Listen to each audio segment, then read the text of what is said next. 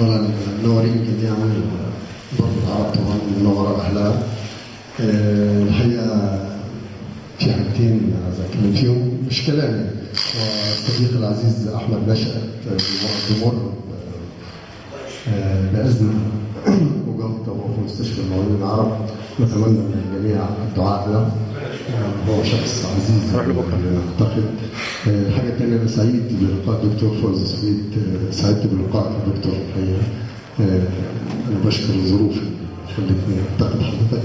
بشكر أيمن إسماعيل وبشكر يوسف سلطان على هذا اللقاء، وكل سنة وأنت طيب يا أيمن، وصلوا لك بخير. كل سنة وأنت طيبة يا مشيرة، وصلوا لكم بخير، وميرسي ليكم على الدعوة. أنا من اشياء بقدر ما انا بتاع معايا علينا يعني اليافطه دي انا بعملها، اليافطه فلوس برضه مش حبك في ايمن اسماعيل يا باشا، ده خط يا باشا. لكني اتحسس خطى الشعراء ليكون بينهم. الحقيقه الواحد اتعلم من حاجات كثيره جدا، والتقى بناس جميله جدا.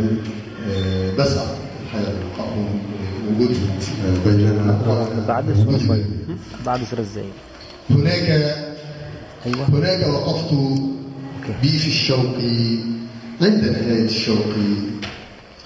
هناك وقفت بي في الشوق عند نهاية الشوق، وعند نهاية الأبعاد لا تحتي ولا فوقي. هناك بلغت في حبك سدرة منتهى عشقي، فإن نديت كيف بدأت قلت خلعت روحاني، وكيف عرفت سر القرب قلت الحب روحاني، فلم يبلغ بل الدنيا مقامي فيك أو حالي، فحسبي أن يضيق الوصف عما ارتجي وصفا، ويضيق الوقت لكي أقول ما ببالي. شكرا.